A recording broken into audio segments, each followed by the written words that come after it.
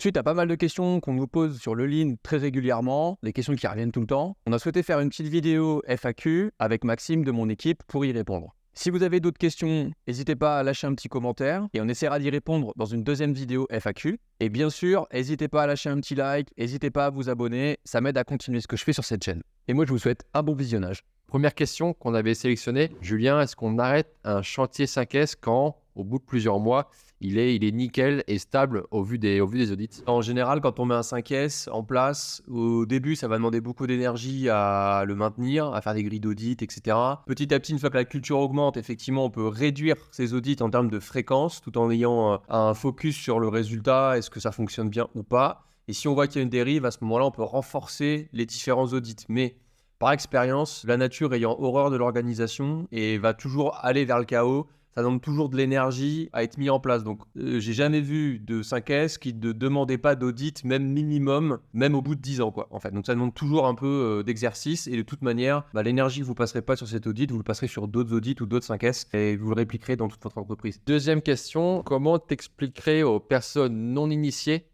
ce qu'est le Lean sans aller trop dans le détail? Il y a plein de définitions. Je pense que, le Lean, c'est plutôt une philosophie, c'est-à-dire que il y a tout un tas d'outils associés à la philosophie du Lean, mais c'est une démarche qui vise à réduire les gaspillages, qu'on soit en production ou dans un service, de manière à améliorer factuellement le flux sur différents critères, sécurité, qualité, délai, perf. Tout ça en le faisant avec l'intelligence collective et en faisant monter la culture de toute l'entreprise. Et le but final, c'est de bien satisfaire les clients. Donc, on va se baser sur leurs problèmes pour s'améliorer et identifier les gaspillages. Troisième question, quel est le coût de mise en œuvre par rapport au retour sur investissement pour une PME? Par exemple, on met en place un chantier 5S sans consultant, quel serait le coût pour l'entreprise?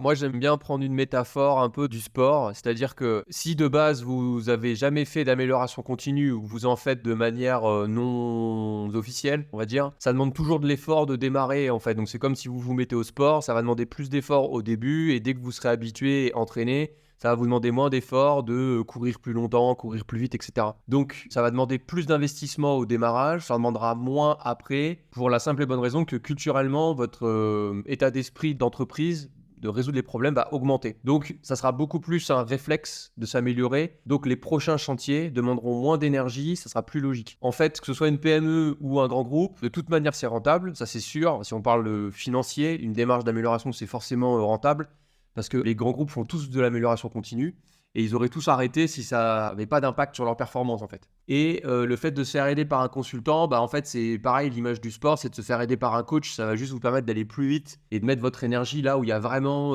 des vrais impacts, soit en termes de gains opérationnels ou de gains financiers ou de gains sur la sécurité ou sur l'ergonomie. Donc, y aller sans consultant, vous passerez peut-être plus de temps, mais vous allez créer votre propre culture. Donc au démarrage, ça peut être pas mal si vous voulez aller vite. Mais dans tous les cas, le retour investissement sera là. Et d'ailleurs, on a écrit un livre blanc et moi, j'ai fait des posts sur c'est quoi les gains par type de belt. Donc vous pourrez vous référer à cet article-là qu'on pourra mettre en lien. Quatrième question, quel serait l'avantage d'un déploiement en ligne personnalisé au sein d'une entreprise alors qu'il est possible en fait de copier ce qui se passe chez les autres? Alors je me trompe peut-être, mais il n'y a aucune boîte qui pour moi est identique à 100% à une autre. Toute boîte a des spécificités, des process qui leur sont propres et transposer des outils qui marchent dans certaines boîtes pour les transposer dans ma boîte, à moi, c'est toujours compliqué parce que l'idée du Lean, c'est aussi de mettre en place une philosophie chez tous les employés, tous les collaborateurs d'amélioration continue et venir imposer pour moi des outils à des collègues, à des collaborateurs. Pour moi, c'est le truc contre-productif. Je sais pas ce que tu en penses, mais l'idée, voilà, c'est que on puisse ensemble mettre en place petit à petit. L'idée, c'est pas de vouloir révolutionner la boîte en quelques semaines, mais c'est vraiment d'aller petit à petit. Et surtout, voilà, si on impose aux gens des outils, on impose des méthodes, c'est vraiment le meilleur truc pour ensuite dégoûter les gens et finalement se dire que Lean, ça sert à rien, quoi. Donc, je sais pas si tu veux ajouter un truc, Julien. En fait, moi, ce que j'ai vu dans les différents systèmes de production que j'ai vus, si on prend les gros systèmes genre Danone, Alstom, Valeo ou les Schneider, en fait, il y a toujours un socle qui est commun, c'est-à-dire un socle sur l'amélioration des processus sur les équipements, un sur la partie flux, supply chain, etc. Et un sur la partie people, donc sur la partie animation à intervalles courts. Ils ont tous à peu près le même socle, mais ils sont tous une manière différente de le faire parce que, en fait, la culture, l'histoire de la boîte, les types de produits que vous faites, l'organisation humaine, etc. est totalement différente dans toutes les entreprises. Ça va dépendre si vous êtes international ou pas. Si vous faites des produits spécifiques ou des produits très standards, forcément, le copier-coller ne fonctionne jamais. Vous pouvez vous inspirer de ces systèmes-là, mais le copier-coller ne fonctionne pas. Surtout, ce qui est important, c'est la notion de construction de ce standard, parce que c'est comme ça que la culture se crée et que vous allez adapter votre système à vos personnes et à vos contraintes en fait. Le Lean, c'est très facile à comprendre en termes d'outils, c'est pas très compliqué, c'est pas de la physique quantique. Par contre, la mise en place est beaucoup plus complexe parce qu'on s'appuie sur les gens qui constituent l'entreprise. Et donc ça prend du temps. Et pendant tout ce chemin d'apprentissage, vous ferez de l'amélioration en fait. Donc copier-coller, ça marche pas. S'inspirer, c'est pas mal, mais il faut toujours adapter votre système à votre contexte à vous. Et dernière question pour cette vidéo, c'est quoi le but final pour l'entreprise? C'est la qualité client ou plutôt dégager des bénéfices? Alors moi, j'avais commencé à répondre en disant un peu des deux parce que c'est une bonne réponse de Normand, puis je suis Normand donc.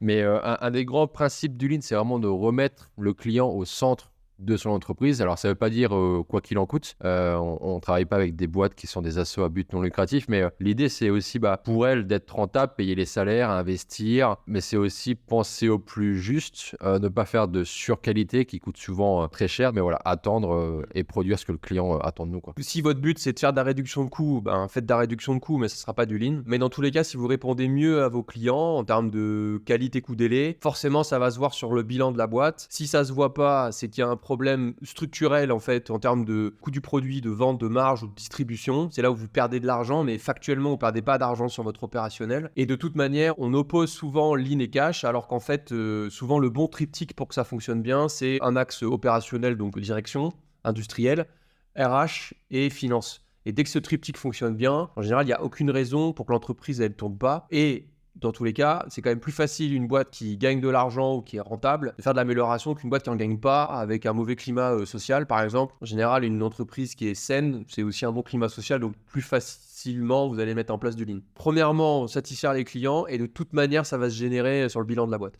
Yes, merci Julien.